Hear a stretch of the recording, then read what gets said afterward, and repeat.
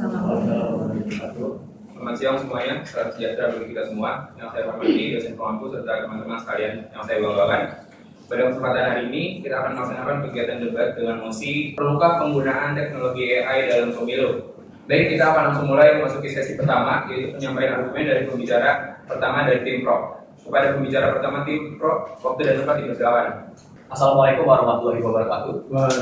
Yang kami hormati Bu Aura Kata selaku Dewan Juri, yang kami hormati moderator yang memimpin sesi debat pada hari ini, dan juga yang kami hormati rekan berpikir dari tim kontra. Secara tegas dan lugas kami dari tim Pro mendukung sepenuhnya mosi perdebatan kali ini, yaitu perlukah penggunaan teknologi AI dalam pemilu. Pertama-tama izinkan kami memperkenalkan diri. Saya Bajo Sujanto Rambe sebagai pembicara pertama dan Preani Diazarani sebagai pembicara kedua, serta Novita Ayu Lestari sebagai pembicara ketiga.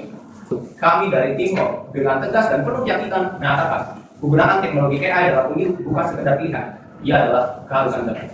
Selanjutnya kami persilakan kepada pembicara pertama dari tim kontra. Kami dari tim oposisi menyatakan dengan tegas dan teguh bahwa kami menolak penggunaan teknologi AI atau kecerdasan buatan secara masif dalam proses pemilihan umum. Argumen utama kami adalah kecerdasan buatan telah menjadi senjata utama dalam penyebaran disinformasi yang sangat menyakitkan.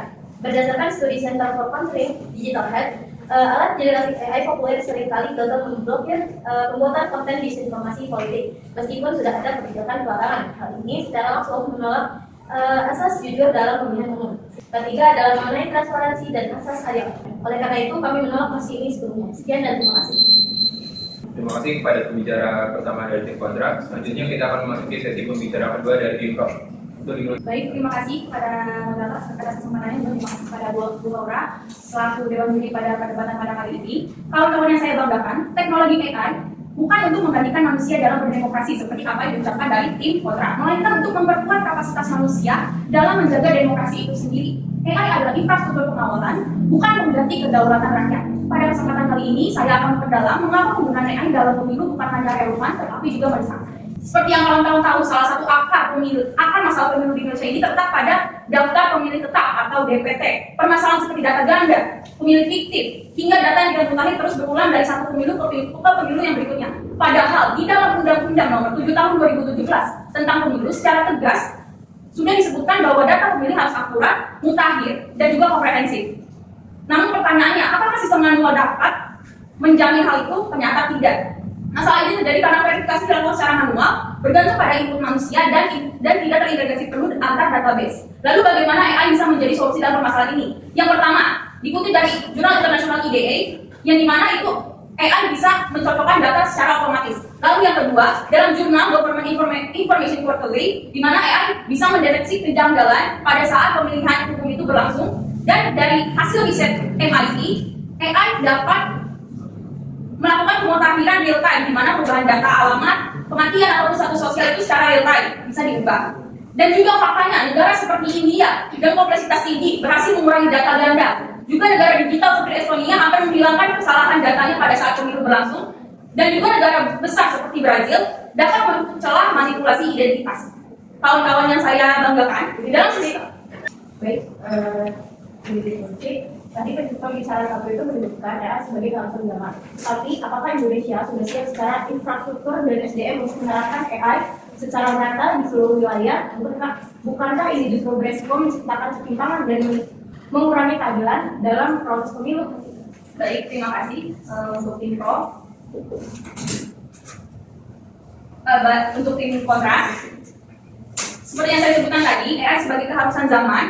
Baik, kami dari tim Pro sepakat bahwa kesiapan adalah hal yang penting. Namun, kami menolak anggapan ketidaksiapan menjadi alasan untuk menolak inovasi seperti AI dalam pemilu. AI tidak harus diterapkan serentak, tapi juga bisa bertahap ataupun hybrid, yang dimana itu bisa digabungkan dengan secara manual juga, sesuai dengan kesiapan daerahnya masing-masing. Justru dengan mulai sekarang, AI bisa mendorong pemerintah digital dari bukan soal siap atau tidak siapnya, tetapi dari strategi implementasi yang adil dan juga inklusif.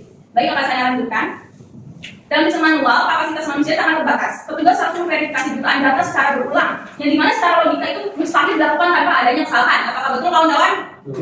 Dampak penerapan AI tidak hanya untuk memperbaiki data, tetapi juga mengurangi potensi potensi kecurangan dari sistem manual, meningkatkan kepercayaan publik dan juga efisiensi waktu dan juga sumber daya. Selanjutnya kita akan memasuki sesi pembicaraan kedua dari tim kontrak.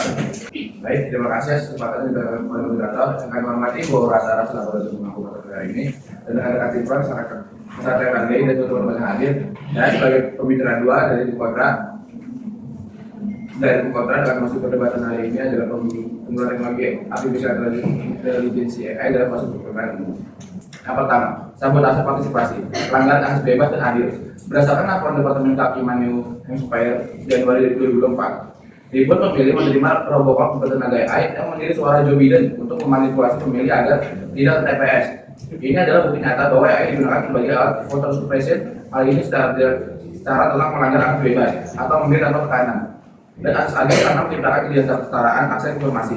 Yang kedua, bias algoritma, pelanggaran akses umum dan adil. Akses umum menjamin hak setiap warga negara tanpa diskriminasi. Namun riset dari NIST National Institute of Standards and Technology 2019 menemukan bahwa algoritma pengenal wajah memiliki tingkat kesalahan 10 hingga 100 kali lebih tinggi pada kelompok etnis tertentu. Menggunakan AI dalam verifikasi pemilih berarti kita secara sadar menegakkan diskriminasi sistemik yang bertentangan dengan prinsip adil dalam pemilu.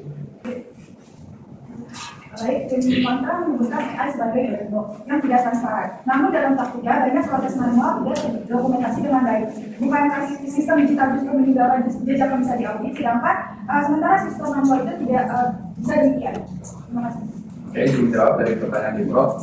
Ilusi transparansi atau auditabilitas basis kepahaman. Memang benar sistem digital meninggalkan jejak data, tapi pertanyaan adalah siapa yang bisa membacanya? Dalam sistem manual, setiap saksi dari berbagai lapisan masyarakat, mulai dari petani hingga akademisi, bisa melihat langsung surat suara dicoba dan dihitung. Ini adalah satu hasil radikal. Sebaliknya, jejak data AI hanya bisa diaudit oleh segelintir ahli IT atau teknokrat. Ketika rakyat tidak lagi bisa memverifikasi suara mereka sendiri tanpa perantara atau ahli, maka kalau rakyat telah dibaca oleh teknokrasi. Faktanya pada pemilu Amerika Serikat 2020, meskipun ada jejak digital, ketidakpercayaan publik tetap meledak karena proses audit digital dianggap tidak transparan bagi orang awam, membuktikan bahwa auditabilitas tidak sama dengan kepentingan publik. Baik, terima kasih kepada pembicaraan kedua dari tim kontrak. Selanjutnya kita akan memasuki sesi pembicaraan ketiga dari tim pro. Baik, yang kami hormati Dewan Juri Maria beserta rekan-rekan dari tim kontra. Di sini saya akan mempertegas poin-poin yang dijelaskan oleh rekan saya. Setelah kita mendengarkan pemaparan dari pembicara pertama dan kedua, jelas bahwa kami tidak hanya berbicara tentang teknologi, tapi kita tentang masa depan kualitas demokrasi itu sendiri. Arti dari tim pro ini menegaskan kembali AI bukan ancaman bagi demokrasi, justru ketiadaannya menjadi ancaman. Kami hidup di era di mana tantangan pemilu tidak lagi sederhana, kecurangan tidak lagi dilakukan secara kasat mata, tetapi semakin canggih dan terorganisir. Kami tekankan dengan tegas dan lugas. Kami dari tim Pro mendukung sepenuhnya mosi perdebatan kali ini. Terima kasih. Dengan demikian, berakhir sudah rangkaian debat sesi ini. Semoga diskusi ini dapat menambah wawasan dan memperkaya sudut pandang kita semua. Saya selaku moderator, mohon maaf apabila terdapat kekurangan dalam menjalani debat. Terima kasih atas perhatian dan partisipasinya. Wassalamualaikum warahmatullahi wabarakatuh.